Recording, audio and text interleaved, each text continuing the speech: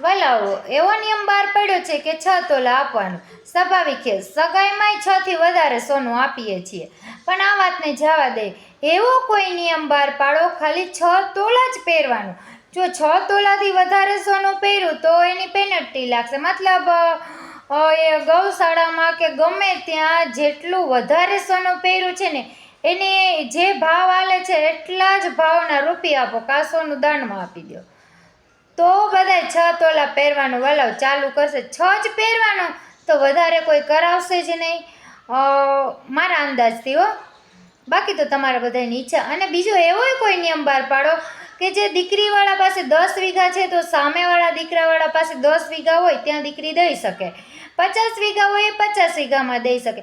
અને જેની પાસે જમીન જ નથી ને વાલાઓ, એ લોકો જમીનની ડિમાન્ડ કરે છે, તો એ જમીન વગરનાને દીકરો હોય એને ત્યાં દીકરી આપો.